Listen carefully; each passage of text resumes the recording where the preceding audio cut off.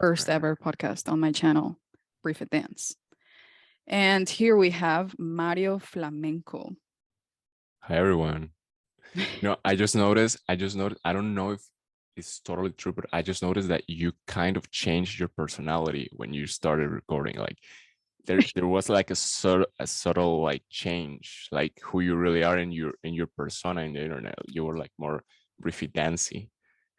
BriFitDance. Yeah. Yeah, I don't know. I think It's like personalities with like different people, I think sometimes. okay. Yeah, it happens. Okay. So what do we want to talk about? What's new with you? What's new with me? Okay, so Because I've been on your channel. my channel. Yeah, a couple times. Couple times in Spanish and English. In Spanish and in English. Yeah. But so like most of my subscribers are in English, are speaking English, and so that's why I wanted to be in English. Yeah, sure. And you speak English, and that's amazing. And Korean too. Well, you live in El talk about Salvador. later. Everybody speaks English. Not everybody. I feel like most people nowadays, it's like most Bitcoiners. Yeah. I mean, that's the thing. English is the language of the world. The information of the world is in English. The way you become a Bitcoiner is through information, is through learning. So most likely, if you are a Bitcoiner, is because you learn a lot of things because you can speak English or read in English. So yeah. So what's new from me? Yes, like what are you doing with your life? Right now, I'm studying the living shit out of. Can I curse here? Like, I'm just gonna. Honestly, I think it's okay. I'm not getting paid on We're, YouTube. we're adults here, so we can curse. Awesome. So I've been studying the living shit out of my brain on Bitcoin, the deep technicals of Bitcoin and Lightning. Why? Well, because I have to find something to do with myself, right? So I have to find myself useful. That's like a good thing to do when you're a young person, to find yourself useful in this world. So yes. When the opportunity came with the adoption of Bitcoin as legal tender in El Salvador, a bunch of things started happening, a bunch of things start moving in the machine of the world. And Max Kaiser and Stacey Herbert came to El Salvador and started to promote a bunch of things. And within those a bunch of things, they promoted people like me to start learning everything that you need to learn to become a Bitcoin and Lightning developer for financial infrastructure for El Salvador and the future of the world and stuff. Because El Salvador is supposed to be a laboratory, an experiment of how Bitcoin adoption is going to be in the rest of the world. So there's a bunch of motivation, let's say. There's a bunch of resources being allocated for let's say the development of the capacity of the country to generate people that can help in that goal. In within those people is me. So that's what I'm doing. Like, it's very interesting because I mean, as I've already told you, I'm a food engineering student, which is basically chemistry engineering with a few different tweaks and here and there. And but I'm never but before that I used to like study a little bit of computer science kind of stuff. So I have the programming background, coding background. So I base a lot of my decisions in life on Max Kaiser screaming at a camera, in London, when he was like screaming and fighting Jamie Dimon and throwing bankers out of windows in very high buildings. I mean, those things, he always says that he does those things so he is going to influence the crazy ones of the world. And I'm kind of like, I respond very positively to people who are genuine enough to look that crazy, I guess. So I was very compelled by his speech about monetary policy around the world and about everything, basically, philosophically, and about Bitcoin. And so somewhere around like 2014, 15, when I started studying, I decided that it was way more important for me as a human being to actually try to figure out all the things more than going through the classical path that my parents and society wants me to go, which is to go to university, get the best grades possible, get out as fast as possible so I can get a job as fast as possible, and to have that stable life that they want me to have. So I basically gave that up, and I was like, I'm gonna take this very risky um, decision to not focus on that and to focus on everything else, which is a lot of shit, right? A lot of information about like what's interest rates, what the hell is the Fed, and all the things that you need to basically understand to start like becoming a Bitcoin maximalist. So when Nayib Bukele in 2020, when 2021, I think, he announced that he was going to make Bitcoin legal tender in El Salvador, it was like, holy shit, like I've been trying to do so many So I things. have a question. Yeah. Did people in El Salvador have it? Did they know? Did most people know that he was going to do that, or was it like a surprise?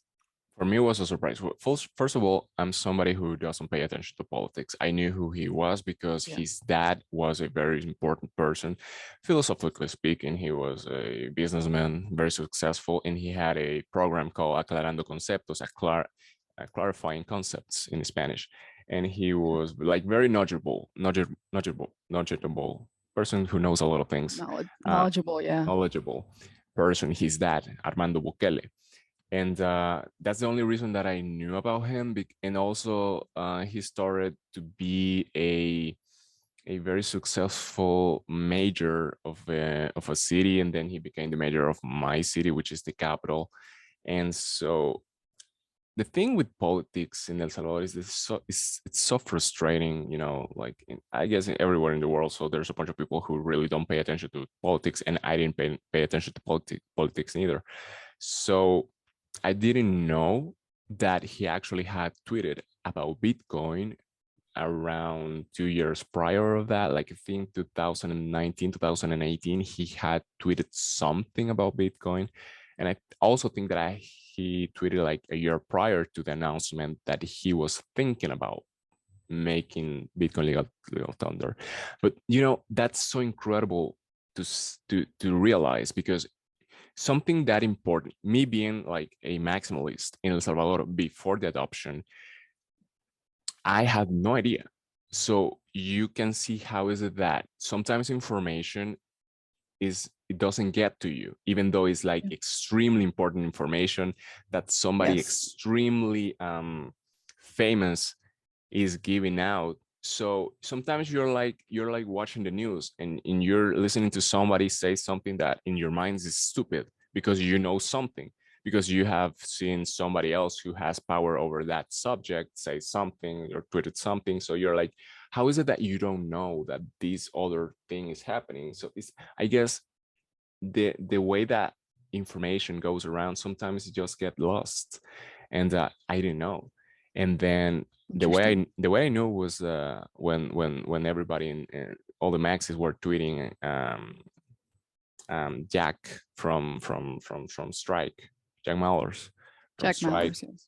Jack Mallers from Strike crying on the BitConf 2021, I think, and it was about El Salvador and all those things, and I don't even remember if I've heard about Bitcoin Beach actually to that point. And it's funny because my family used to go to El Sonte, which is Bitcoin Beach, way before Bitcoin Beach was a thing. That was our beach to go to when we were going to the beach. And Nice. so it's a bunch of crazy things. Life is crazy. You never know where you're going to end up. And so basically, nobody knew. As I've told you before, El Salvador was not a Bitcoin prominent in their mind kind of like country. Like Salvadoreños did not know particularly about Bitcoin more than Bitcoin Beach. The thing is that the people get interested on what they get motivated to be interested in. So in Bitcoin Beach, because of all the donations, there was a bunch of money being invested socially in Bitcoin Beach. That's why everybody in Bitcoin Beach knows about Bitcoin 2 years ago, but nobody in El Salvador knew really about it. I will say that actually El Salvador maybe was one of the countries in the world where Bitcoin was less spoke about, really. So I yeah. So no, before the announcement, I don't think much people knew. I guess maybe some insiders. I had no idea. I did not expected that, and is one of those. Actually, that's one of those things that the adoption of Bitcoin as legal tender in El Salvador is one of those things that made me realize, more than made me realize, that confirmed my belief that everything is possible and that aliens control this planet somehow, like actually. And because that's how it works. Like I've lived things that make no fucking sense, and it only makes sense if there's like a higher power, like deciding or helping me in a lot of cases. Because I don't know if I told you this before, but I did told this already to Max Kaiser, uh, but I'll tell him again in the next week. But like I've told him that in 2014, 15, 16, somewhere around that time, I used to, I mean, since before that, I used to do a lot of meditation and um, doing stuff with the law of attraction. And so I started thinking about a, I started visualizing Max Kaiser and Stacey Herbert coming to El Salvador and doing something. The thing is that being a Salvadoreño, you understand that there's no opportunities to do anything. There's no way that you can do basically nothing. Even if you're like very rich, you have a lot of like, there's a bunch of things that are going to hold you back, like the banks. So the There's a thing is lot of that limits. there's a lot of limits on the things that you can do because of the Yeah. way, because of the country that you were born. So I was like, holy shit, like I really want to do a lot of things in my life, but I have no fucking idea how to do it, how to do them, because I was trying to open a small business at that time. There was no like way to get money. Like the only way that I could, but I guess I was way too pride to ask for. I could have asked some of my family for money, but I wanted to do it myself, so I didn't do it. So basically, at that point, I was like so like, oh my god, like there's no way out of this. So I started to like go back to the law of attraction. I started like legit visualizing Max Kaiser and Stacey Herbert coming to El Salvador. Now that's 2014, 15, 16, around that time. It doesn't make any sense. Like they are a journalist in London at that time, making the Kaiser report for RT. So, and they have never even like mentioned El Salvador. I didn't even know like if they knew where that was, or like that doesn't make any sense, right? So, but I've done some shit like that before, and so I was like, fuck it, I'll do it. And I start visualizing and meditating about that and visualizing they coming. And the thing is that the law of You were attraction, manifesting. I was manifesting. The law of attraction works in like, is the emotion. Like the emotion is the thing that fuels your vision. And so, and also the emotion is the result. It's like I my emotion was that they were coming and they were like somehow helping me to manifest even greater things in this world. And I have no idea. I never even thought about like El Salvador becoming Bitcoin country. Like I just thought that they maybe, I legit, the things that I used to think, because Max talks about this shit, the things that I used to think were that maybe because he said at that time that Satoshi was probably aliens, and Satoshi speak to him at night with telekinesis, like with their mind or whatever. And because he's the highest priest of Bitcoin, and he's the connection between humanity and Satoshi. That's the thing that he says. So I used to think, well, maybe the aliens that are Satoshi are going to make them come here. Like they're just going to signal, go to El Salvador, find Mario Flamenco. It's like, that's insane. So the thing is that the law of attraction works, but you never know how, like, and it doesn't matter. Like, the thing is that things work. Now I'm like part of their project. Like, I mean, I'm doing things with them. They like And you've actually talked to them and I am doing things with them. I talked with Stacy like 2 days ago, like on DMs, but like 2 days ago. Like, life is crazy. Like I don't know. You never I know what's don't gonna happen. I don't know how I do things. Like, I mean, I do know, but it But I think makes no but I think sense you in the normal sense of things. I think you worked your way into it. It's not like oh, that happened, like, oh, you're lucky. Like, I think opportunities come when you go after them. Well, luck is when opportunity meets uh, preparation. Yes. So that's luck. That's luck. Yeah. So I've been preparing all this time, like giving away all my time instead of like pursuing a career. I I just I was watching the Kaiser report on repeat, because the things that they talk about, like, I'm not an economist. I don't know about like all those things, but they were talking about like the Kaiser report is for people who knows what those terms are. So Yes. Sometimes I listen sometimes and I get like lost. Even when yeah, Michael Saylor talks, I get Michael lost Michael is sometimes. worse. Michael is worse because he uses engineering stuff.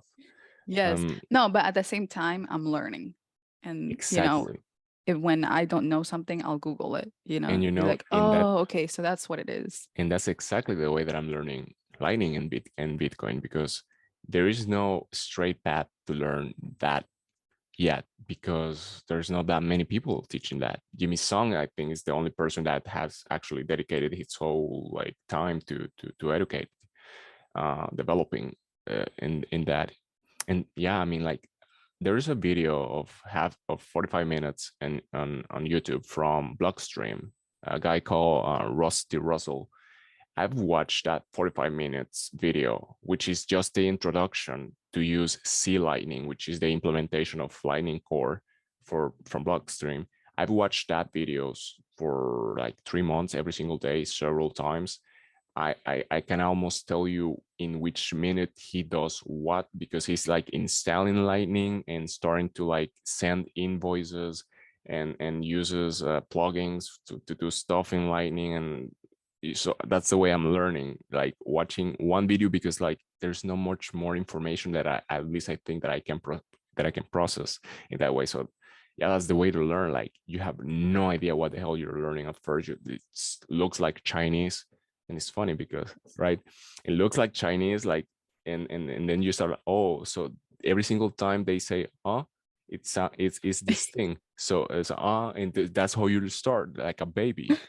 Uh-huh. Like a baby. Oh, so when my mom refers to me, she says my these words, this sound, which probably is my name or something. So yeah, sometimes that's the way to learn. So that's what's up, BriFitDance. That's what's up right now. Wow. Amazing. Yeah, and We'll continue. let's hear about what you're doing too. What am I doing? It's a good question. So I'm still dancing. I take a belly dance class You're still dancing on that hill. on the hill. On the hill. You'll die dancing on the hill. Oh, yes, yes. I'll die dancing. But I take a belly dance class in person, and I'll be performing with them soon, and I'll probably do a video for it. Um, and I'm still stacking. I bought the I dips saw it. I saw it. because it dipped to like 19,000 and then 18,000 and then 17,000. I'm waiting. I'm But waiting to buy that I dip. was waiting too. I was waiting like from like 22. Yeah, because I was like, it's gonna go down. I know I it's gonna know, go down. I know, but I feel like I have But I didn't know I was experience. gonna go this down, you know? Yeah, because it went up again, right? And then it went straight down. Yeah. Yeah, When it was like coming back up, I was like, oh God, you know, I missed buying. yeah. And then I was That's like, no, no, that's it's gonna exact. go down. Yeah, that's exactly how it feels like to start investing in this stuff. Like it's like the false flags. Yeah. But now people are panicking and everybody says like, oh, you know, Bitcoin is like going to zero, it's gonna crash, and you know, we should sell all our Bitcoin. Like, no, What people are you listening to? Like, just FUD. so But I think you need to cure the people that okay, so you were saying that I need to you need to curate. Is that a word? Curate. like curar, Curate. The thing is that I think curate means to heal, filter. to heal, I mean, to no, yeah. but it's different. I think it's like to filter what's like impure and to get the good things because people who buy art, high-end art or stuff like have curators, I think. And in the museums, you have curators. So to curate something, I think it means to like to the limit, to put to unfollow all the shitcoiners, I guess, and the fiat fathers. But yeah, Yeah. so But no, Bitcoin. no, I'm still stacking. I'm not like following any of the FUD. I mean, yeah, I mean, there's always gonna be FUD. Yeah, People are but always gonna what about your like hate. psychology? How do you like feel? Do you feel like something when it goes down? How do you feel when it goes down? I don't feel anything. I think I'm fine with it going down. I'm just buying, you know. I just don't think that it's gonna go to zero. Like I just don't think that it's gonna happen. I And feel I I feel think like it's just a hiccup, you know, it's just like a little like kind of like the pandemic, but it's like pandemic two, you know, because when the pandemic hit, Bitcoin went down. Um, oh and yeah, so it's just like I think of it as like a bad moment for Bitcoin. I see it. The thing is that I'm I don't know if like probably people some more than somebody's gonna get mad for me to say this, but I well, I think as Max says, everybody gets the price they deserve, right? Um and I haven't had like all the opportunity to buy at very cheap prices for many reasons, let's say. So I mean every single time it goes this down, I feel like it's just Satoshi pushing it down to allow the right people to get the right amount of Bitcoin that they deserve. Now, yeah, I mean they're it's very different. Like when the pandemic started, like all the assets in general started to liquidate. That's why it went to like 3,800 and something, and then it started went up for different other reasons. You know, if we want to, if because we were And then gonna like Michael Saylor then bought. Michael, that was a catalyst definitely, but because we were talking about th- talking about talking about Sam Bankman-Fried and FTX. Um, you know, it's so funny. We're in such an interesting moment in the whole universe, life, planet thing. I mean, Yes. you need to understand that there is this thing about the peg of Bitcoin with Nasdaq and S&P 500 and assets in general, instead of being a hedge against inflation. Well, yesterday it did peg absolutely because the S&P was going up and FT and Bitcoin was going straight down. So goodbye peg.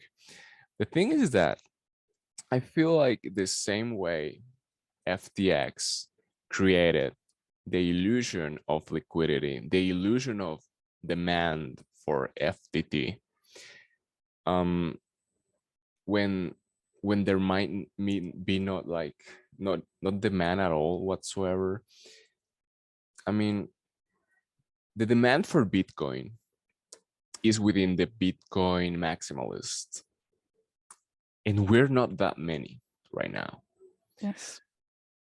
Like once in a while, a fund makes a big purchase and it's like a little candle, but the thing is that the demand right now is just not there because the people who has like me, like i I made the big purchase of Bitcoin for me some time ago. Like it's not like I'm going to do big purchases every week because like I don't get that that that that flux of money coming that my way that way, right? So the reason, I mean, it went up based on FOMO, on fear of missing out from the corporate world, basically because of Michael Saylor, a catalyzing that reality. Um, the fact that it went to 69,000 shows the influence that a corporate world with interest rates near zero can have on Bitcoin, which was the move from 3,890 something to 69,000.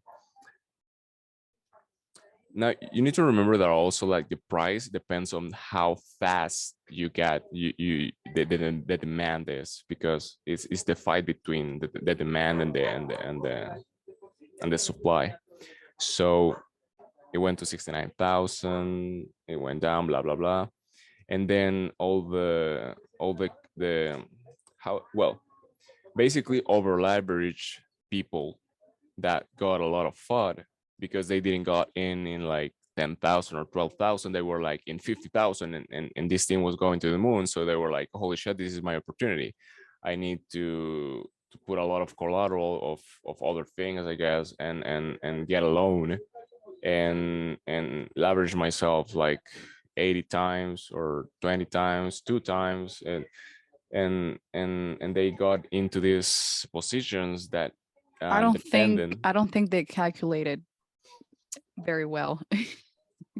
Listen, this morning I don't know if you're hearing the conversation outside. A little bit. But no, it's okay. Okay, so We can hear you the the thing is most. that the thing is that this morning I was watching a 60 minutes interview from, I forgot, Michael Lewis, his name. He's a writer who wrote The Big Short. I don't know if you watched that movie, but it's about 2008 financial crisis. And he said so many interesting things about so many interesting stuff. Um, Basically, the interviewer asked Michael Lewis if, like, why is it that highly educated, sophisticated investors in Wall Street, how is it that they got so reckless and so basically how is it that they did not see the huge discrepancy between what they were selling and what they were selling it for, in the real value in the in the credit default swaps that was the start of the financial crisis in 2007. And basically Michael was like, well, when you get paid to not see something, you're not going to see it. And the thing is that Wall Street at that time, and still I think it is, it's incentivized to create, to move, to sell things. When you create the illusion of necessity, when you create the illusion of liquidity within a market, the same way Sam Bankman-Fried did with FTT and FTX, um, well, you create a an illusion that that's worth something. I think everything started this last week because CoinDesk got a leak from somebody in FTX, I think, about the fact that FTT was, that the FTX was basically insolvent because Alameda, which is a trading company that's owned by Sam Bankman-Fried too, um, I think like 1/3 of all their holdings were holdings in FTT, and FTT is a cheat coin, and that is printed by Sam Bankman-Fried. So here's the thing: FTX is an exchange. So as an exchange, you need to maintain, as a market maker, a quantity of each thing that you're selling, because the exchange provides the infrastructure for the buying and selling of things. So when you have the monopoly of printing of the thing that you're selling, and and also you have like, well, because you are the exchange, you can like create transactions. So they think something called a circle scam or something like that. Basically they were selling, I think, FTT, but the thing went to a certain wallet, which went pinpointed to somewhere else, and basically came back to themselves, something like that. So they created a circle. So that created the illusion of liquidity, of the illusion of actual transactions being done on FTT. So when you have that, you create a price. So the price was around like $25, something like that, or $22, I think, for one FTT. So that was an Yes. illusion because there was no demand for that thing that Sam Bankman-Fried could like print at will, basically. And then because you have that illusion, if you hold a large amount of that illusion, you can say that you have in your balance sheet like several $billion worth of certain thing that that actually there's no demand for it, but you have all the supply of this thing. The thing is that if, like, it never works that if you have $1 billion of something that you created but there is no demand. Let's say that the price right now of certain shitcoin is $10, and you have $1 billion of that shitcoin, but though that $1 billion is, let's say, 90% of the market cap, of the market cap of that shitcoin, the $10 that that shitcoin is worth in the exchange that is being exchanged in is based on current of demand and supply of that shitcoin in that exchange. If you were to capitalize that $1 billion worth of that shitcoin, you will, and because you have 90%, you will crash. You will probably crash it like immediately, like it happened with Squid Game token, because that's an illusion. Because an exchange can create the illusion of price by by by buying and selling small amounts of something that they have in abundance something somewhere else. So that's what Sam Bankman-Fried did. And the funny thing, and one of many funny things, is that there are several interviews and videos of him talking about exactly this, about how certain uh, um, coins were doing exactly that to create illusion of something and being and rock pulling people. And Anthony Bourdain, well, Yeah. there are many videos of that, and they are all coming back right now to haunt him. And it's just like, it's so funny, so entertaining. Also, the way that the Binance guy C3, it's like CC CZ. C3, yeah. Um, I mean, it's like he a, wants to help. uh, He wants to help I think he already FTX. back up on that. Well, he said that he's thinking about backing up from the deal already. And it's funny because Stacy said that that was going to happen. You know, Stacy and Max have information. I mean, like, they're like low profile people Yeah. in this area compared to the actual power that they have. Like, if you go back and you know what is it that they own, if you go back, because if you, like, basically they are super connected and they know shit, but compared to everybody else, they're kind of like low profile. They're like right in the middle of the crypto thing, let's say. But they basically like the Godfather, and and they were like, they were calling for that the FTX was gonna go bankrupt within this week, and that FTT was going to zero within few days before it happened. And yeah, Stacy also said that Binance was going to back up from the deal, and it also happened. And that happens so often. Like, there are certain people that you should follow on Twitter that have a lot of very valuable information, and they're sometimes they don't have that many followers. So that's a little bit Yeah. of something of what's going on right now with the price of Bitcoin. I mean, why is it going down? Well, when it was like 45,000, the imbecile of Duke One started like creating, I don't even remember how it was, like Terra Luna. Luna was the crypt, the shit coin, and Terra was the stable coin, I think. So basically he had some algorithmic stupidity in his brain, something um, in his brain, and he wanted to print his way out of his own shit coin by buying Bitcoin. Um, and that made the stable coin unstable.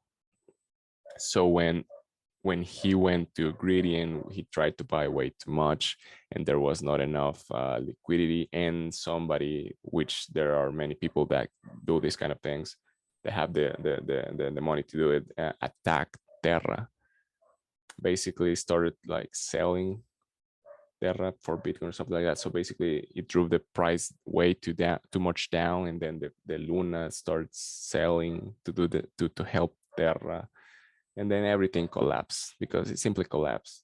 That made us go down to like 25,000, I think, because $10 billion worth of Bitcoin went down very fast, because the price of Bitcoin is determined by the demand and the supply of the Bitcoin within the present moment. So a lot of Bitcoin was Yes. sold and it went down. That made a lot of other capitals firms go down. And the thing is that everything is intertwined, like it's everything is connected, everything owes something to somebody else, and the collateral of somebody is used as collateral in some other loan from the first loaner. It's just crazy. So it created the cascade effect that took Celsius down, and then I think it was Voyager and the Three Arrows thing, and then it was actually quite impressive that was almost the end of it, and we were in like in the $20,000 range for a while.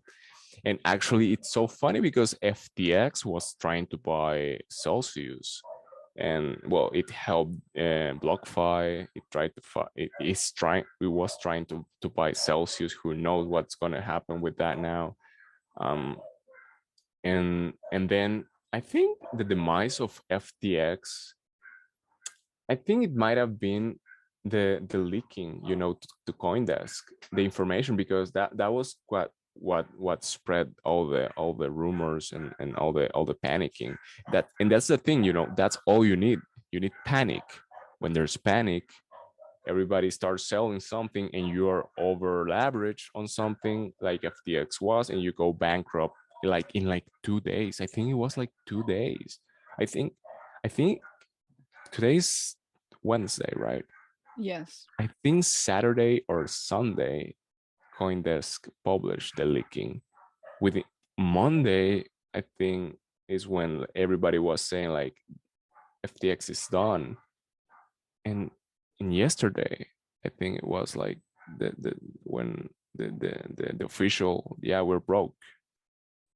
Binance, please help us. Like shit's crazy. That guy had YouTube videos made. I don't know if you saw them. Like some paid YouTuber interviewed him because he wanted to give away his fortune, $28 billion worth of stuff. He wanted to give it away, and he right now has, I think, like a little bit less than a billion. So that was like 2 months ago. Oh Like yeah, yeah. to supposedly be worth 28 billions. And do you know that he was the second largest donor in these elections in the US for the Democrats? Sam Bankman-Fried. Wow. And just before Joe Soros. And imagine that. Like that's crazy. Like everybody thought that Binance and FTX were going to be like the things that were going to survive this thing. And a week later they're broke. Like it's a fugazi, it's a wasi. Yeah. Um, I think I think we have to like learn from this, you know? And I mean, I don't know. Like their tokens, are just tokens. I think, they just want to like make money off of them, but I think in the end you have to go with Bitcoin, you know. But the thing is that the reason to go with Bitcoin, I mean, we have to have a reason because we have to appeal to people's reasoning. We need to tell them, please think about what is it that you're doing, because everybody in CNBC, for example, they were every single time they were interview Sam Bankman-Fried, they will take the approach of, oh, this is an awkward young genius, an awkward young genius, and so if you don't like agree with him, you were like, well, you don't, you know, that he's a genius, like, so Oh, kind of uh, like Vitalik I for guess, yeah, with yeah. And the Ethereum. thing is that I always say that not because somebody has a tie in a suit means that they're smart or they're better than you. I mean, Vitalik and Simon Free, I've I never I seen them could with a wear tie in a a suit, right? I could wear a suit and a tie, and The thing is that I'm not that smart. those things are like illusions. Like you can create the illusion that you're smart or that you're a genius or like that you're like special and shit. And there's a bunch of people that are willing to go with it if it's in their best interest in the moment.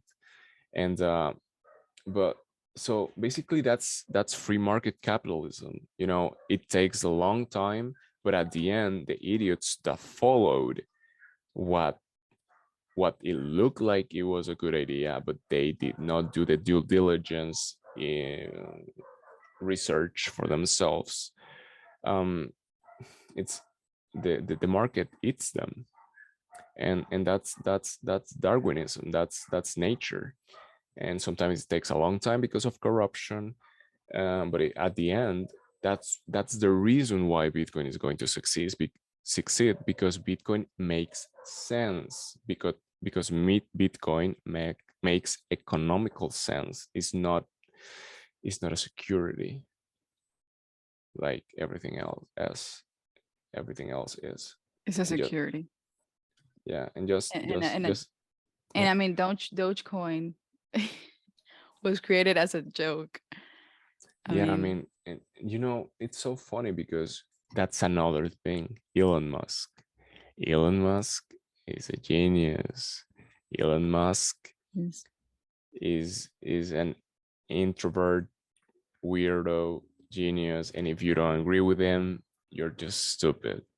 Well, who knows? I think he get things done. I mean, I'm not saying that he's not smart, but I mean, there's a like he's in so many things basically, and Yeah. he's I mean, pushing Doge. he like made people think that Teslas are this big, like, this best cars ever. That's a great example. Like You they know. kind of are, but the thing is that to have that those batteries, like oh my god, the intensive mining that you have to do for lithium and silver is incredible. So it in Mexico is not cooperating. So there's a, you know, Tesla kind of, Elon Musk in general feels like a safe bet or like a smart bet on a lot of things. But who knows, like Sam Bankman Fried looked like a genius like a week ago. And you We can didn't we some di- we never knew what that this would happen. It's like a surprise for me. It's like the thing is that some people knew. The thing is that some people were talking about this. So yeah. it's like having like the moral back, the moral, I don't know, like intuition, I guess. I mean, Stacy knew. Yeah, that's what I'm talking about. Like Max. when you have your mind in the right place, you can see certain things before they happen because you're not intoxicated with the illusions of the world, let's say. Oh, okay. So they weren't, I guess, like when they saw him in a suit and a tie, they didn't think that he was the like the like a genius.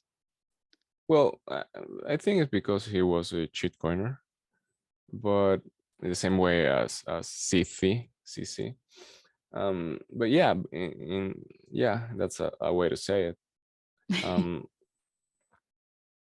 yeah, I mean, I guess the world is full of things that make you trip in your journey, things that um, illusions, that tricks, and things that try to like make you fall and try to like hypnotize you in a bunch of ways. So many things like it, It's pretty it's much. very it's very psychological, Yeah, yeah, exactly, exactly. You That's have why to you have to meditating be is so like important. you have to be stronger than that. And the way to be strong in your mind is to meditate, and like legit meditation. And at first when when you haven't meditated before, it's like, oh my god, it like feels boring, or like it might be difficult to do. It's necessary. What I do is Wim Hof breathing techniques. Everybody should like Google it or put it in YouTube and see what is that Wim Hof breathing techniques are, because you are one person before Wim Hof breathing techniques, and when you do your first one, you're a different person, absolutely. And I mean, there's a bunch of things that are happening. Like, do you remember like 2012, the Mayan calendar that supposedly the world was going to end? So, well, also in 2012, I think the planet Earth passed to a different Chinese era. I think in the calendar, in the aquarium, in the part that we were at, I think we are now in aquarium something. So 2012 was like supposedly an energetic change in a bunch of ways. So Bitcoin might be part of all of that.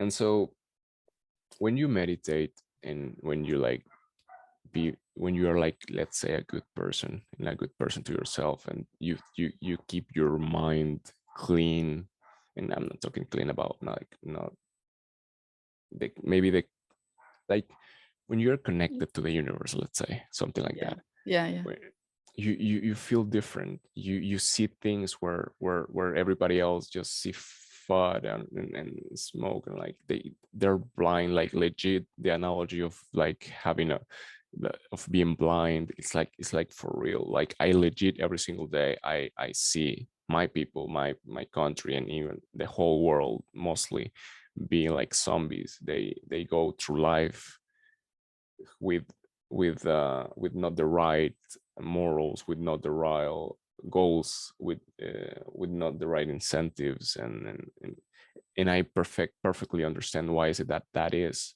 because it's difficult and because it's what they most people don't know better. But I guess we the Bitcoiners in this aspect should like predicate on why Bitcoin is necessary, and that's the way that we help Bitcoin, and that's the way that we help everybody else to talk about it, to explain it to everybody else.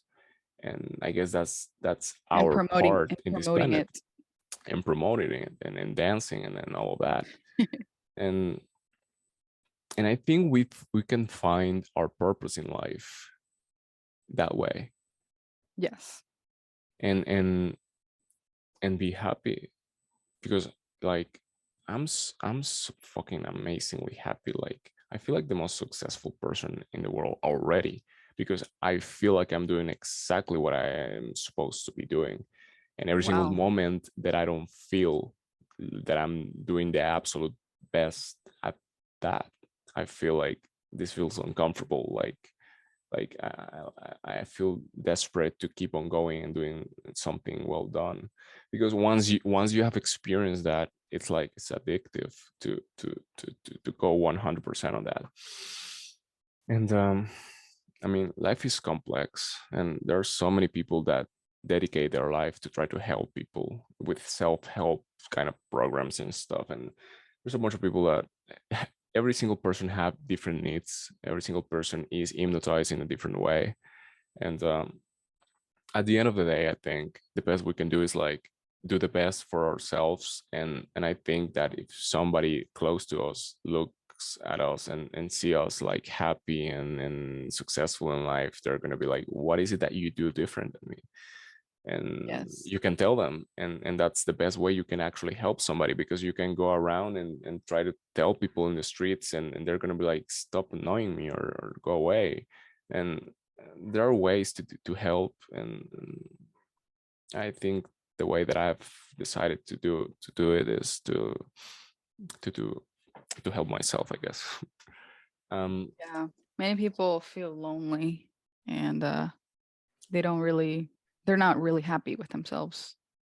Way too So, much people feel that way, like way too much. This society is collapsing in the West, almost everywhere in the world actually, but yeah. that's the reason. They're like in a cycle, you know. That is Like the reason.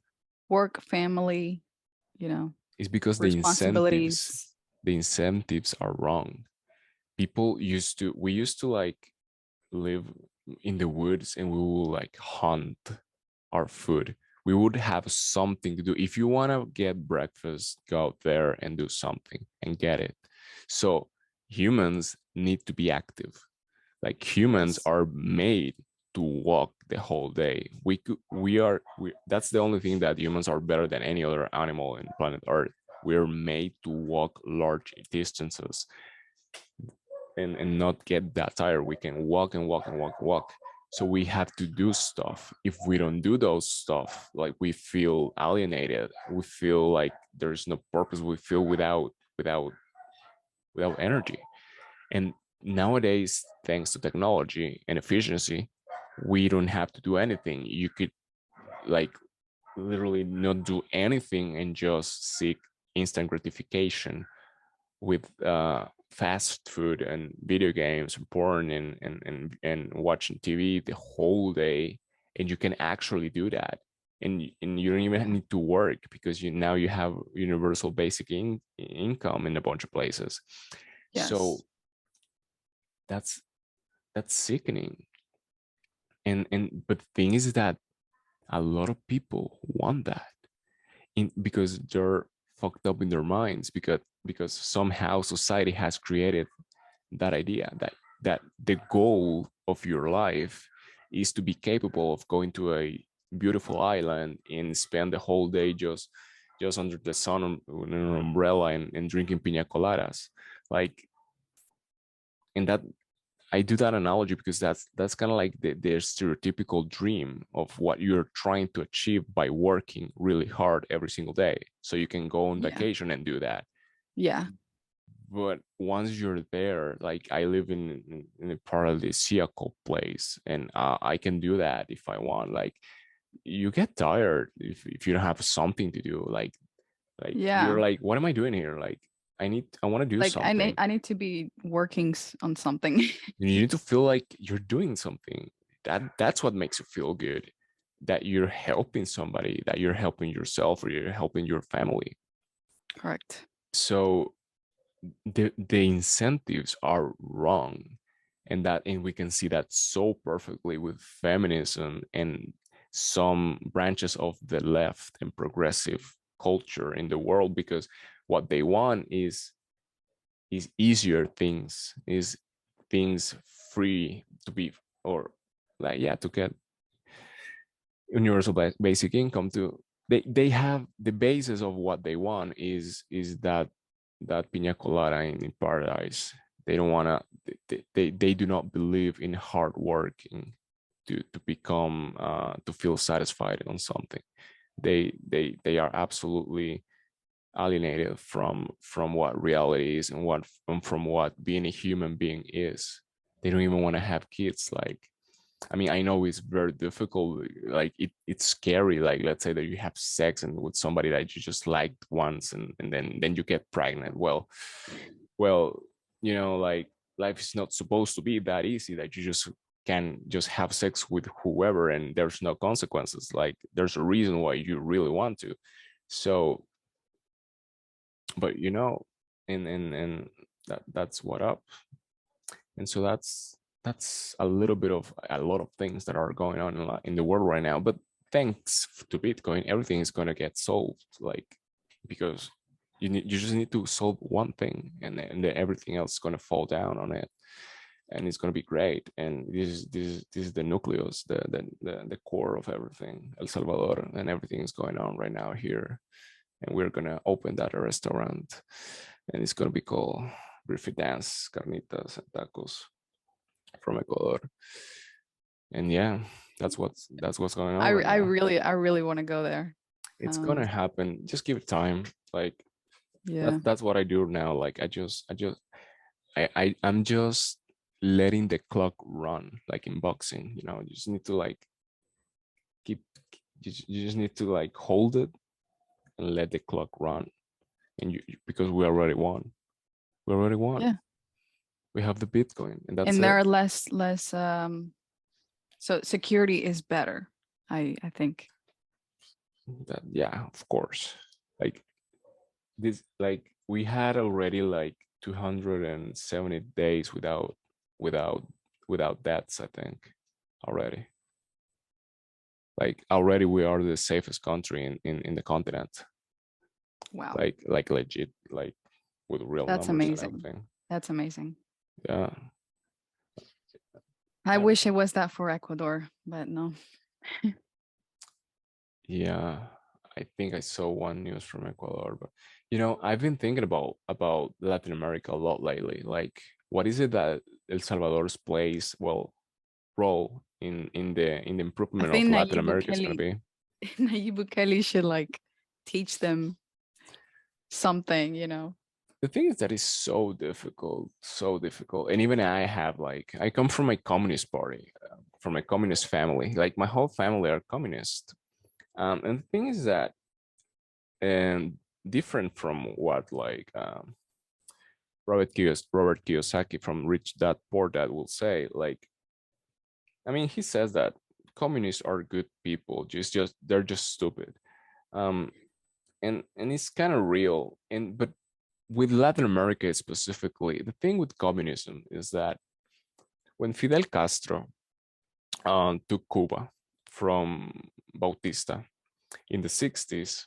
And I don't remember who, like, but when the president of the URSS, the Soviet Union, went to visit him, he said that he didn't know, like he said, I don't know if Fidel Castro is communist, if is pro-communist, but I know that I am pro-Castro. So the thing is that communism was adopted by Latin America, rebellious, because it was the antagonist of what was killing us, which was neoliberalism, capitalist from the U.S. So basically, communism became a thing in Latin America because it was it was the only force in the world that could fight back the U.S. intervention in Latin America, which was with the thing of the banana republics and the United Fruit Company killing Latinos that will rebel against the dominance of the U.S.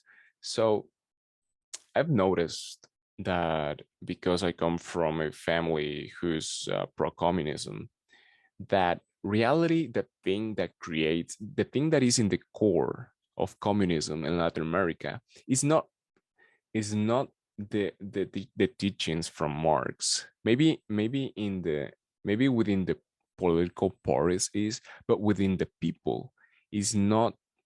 It's not Marx or Lenin. Is the community driven culture that we had before Spain came in 1492.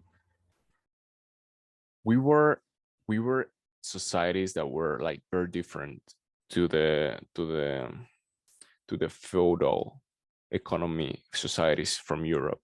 So and we had different economical systems, and we kind of have like hold those things to the core of our culture up until now.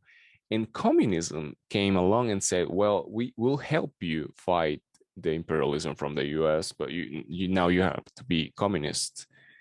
And people don't know what that means. People think that it's just helping people, the poor people more, and the poor people are always the more native ones. And so a lot of things got mixed up. And when if we think about what's the role of Nayib Bukele and El Salvador and for the improvement of Latin America is still deeply communist, in socialistic ways, because socialism is just the de facto communism in a way that we can interact with the rest of the world in a capitalistic way. And Manuel Andrés López Obrador, now president of Mexico right now.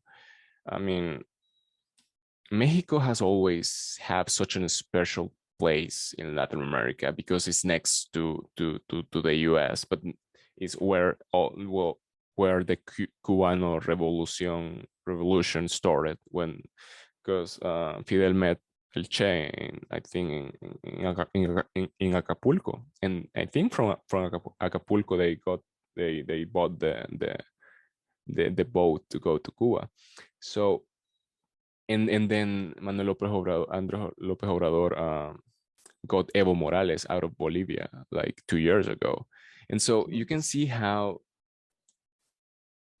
the necessity to to maintain the idea of the community driven, of the native ways of doing things driven, kind of like governance, it's still there very deep right there, and is there on the intellectuals in the universities, is there in the politicians, and in El Salvador a bunch of, well, the ones that were the guerrilleros that took the power after like 10 years how many years, like 15 years after the war ended. Yeah, like 15 years or 20 years, something like that. They betrayed the trust of the people, and those same things happened in Latin America. I mean, like what's the president of Venezuela right now, like Maduro. I mean, Maduro. regardless of whatever anybody thinks of the values of Maduro, is not doing, is is not progressing in a good direction the health of Venezuela, the same way that it never progressed in a good direction the health of Cuba.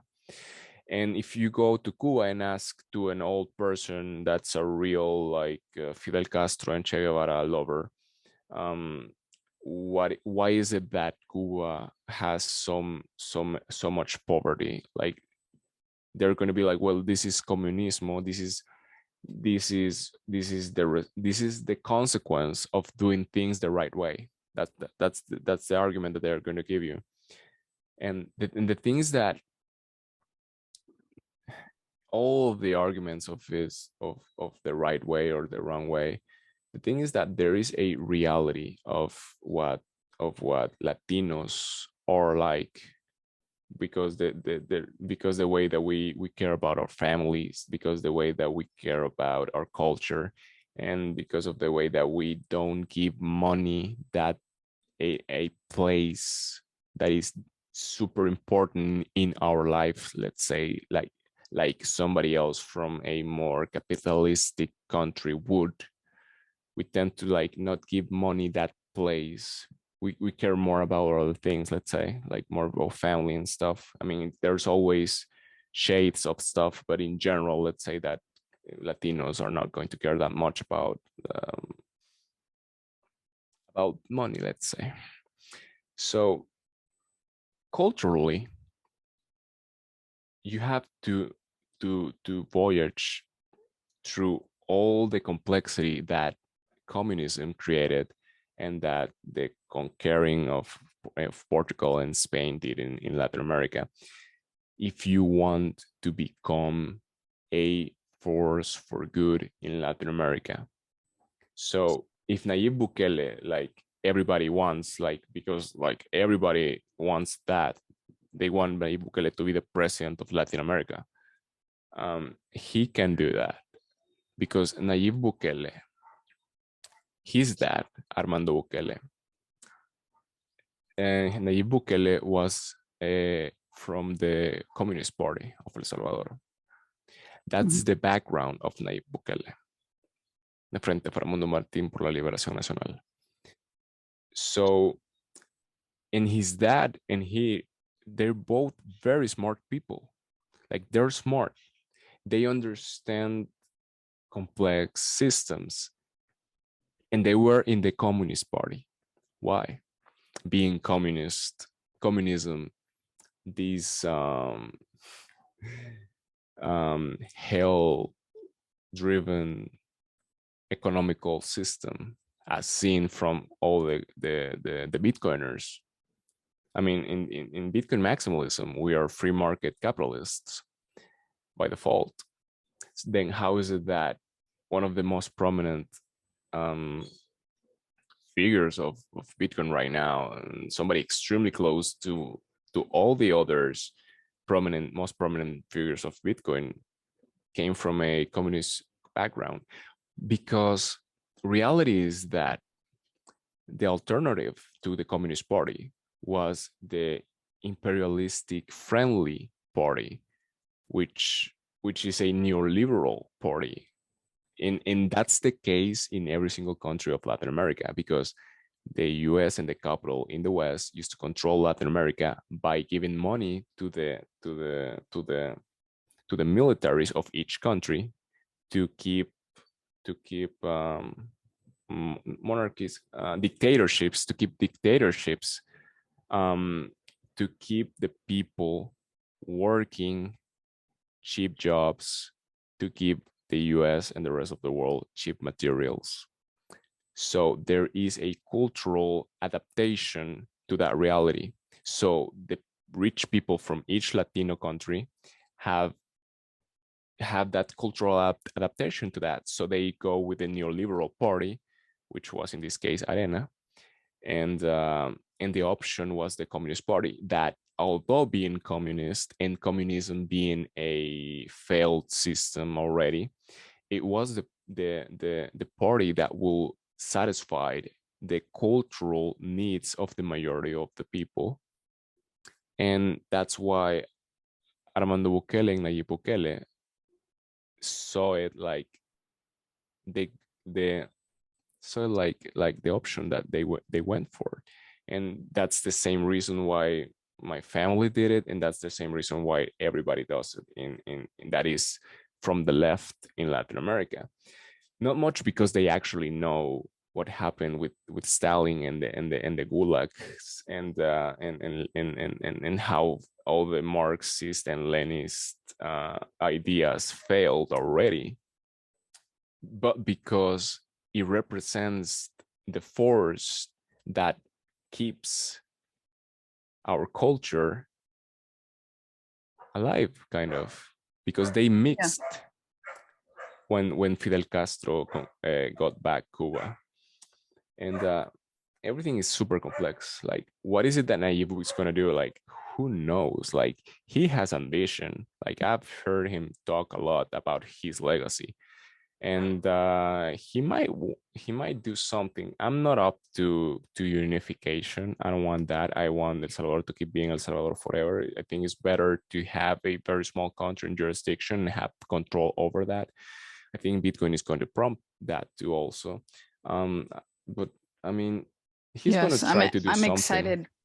I'm excited to see what's gonna come for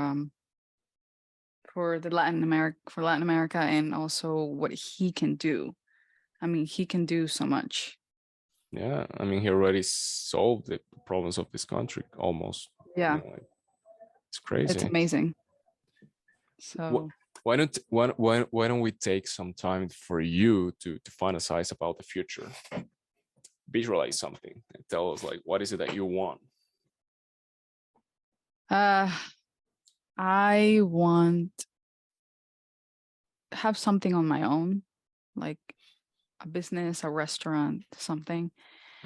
Um and just bring Bitcoiners in and like Oh, have a good time and change the world, I think. And I think I want it in Salvador or Florida maybe, but I think El Salvador.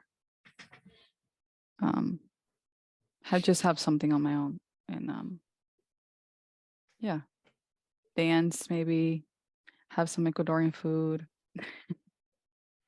what is some Ecuadorian food in general? Um there's like morocho. What's that?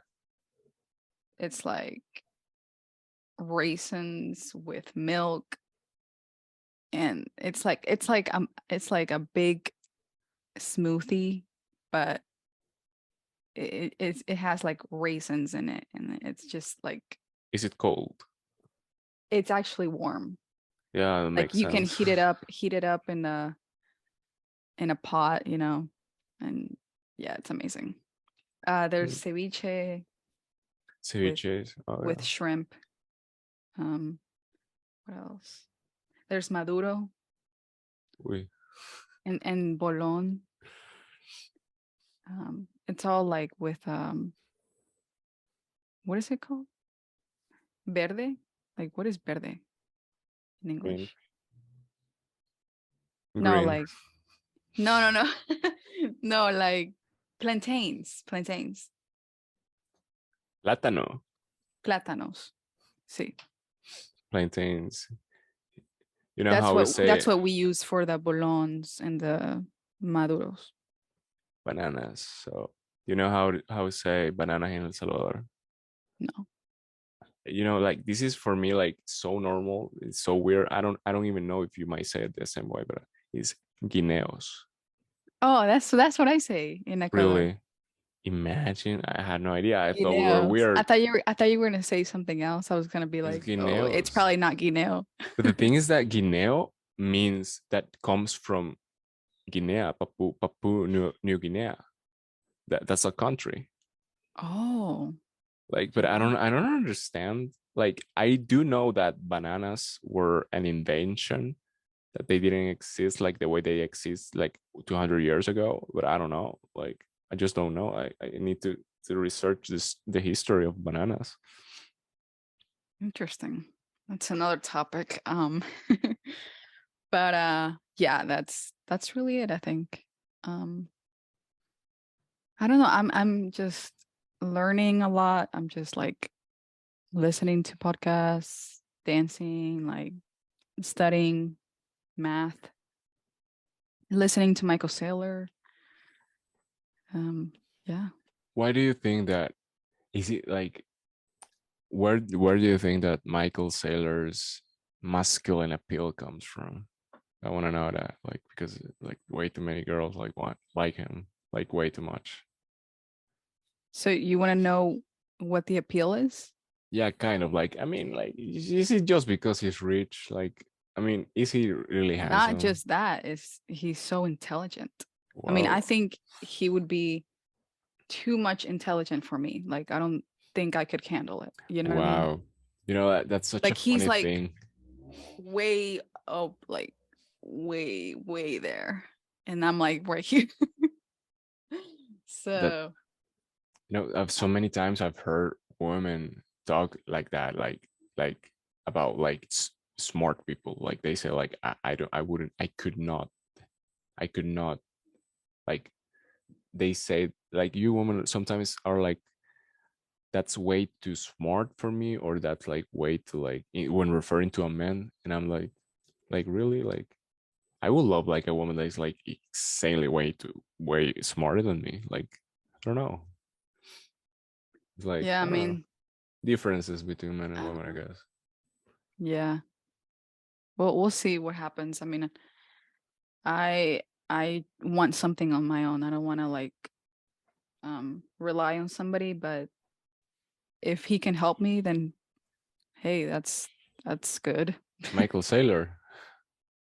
Michael If Saylor. Michael Saylor can help you, well, we know that Michael is watching, right? Like, obviously, but He saw my video, yeah, my viral video.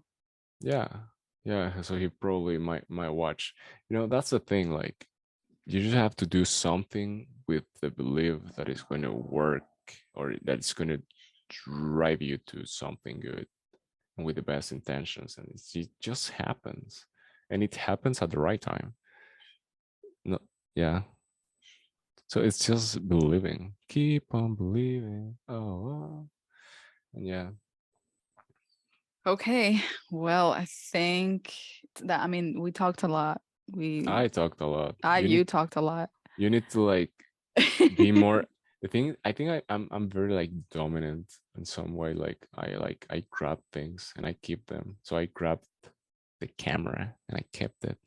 And you're like accepting person. So you're like, okay, keep talking. I'm Okay. kind of Yeah. like submissive a little bit. Yeah. But actually the thing is that masculinely speaking, I am submissive or something. I don't know. Like, life is crazy. Who knows? But yeah, it was nice talking and hopefully we can do more of this. This is very interesting. Talking about Bitcoin and the world life.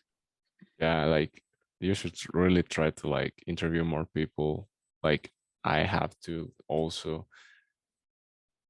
But yeah, I mean, everything is about really trying hard, because like I really tried hard, like when I was making my podcast. But I don't know, everything comes and goes in waves. And so now it's your turn. You need to keep it going. It's my turn. Goodbye. Goodbye, everybody. Thank you so much for watching, and I'll see you guys next time. Ciao. I hope you liked the video. If you did, please subscribe and hit the bell button for notifications.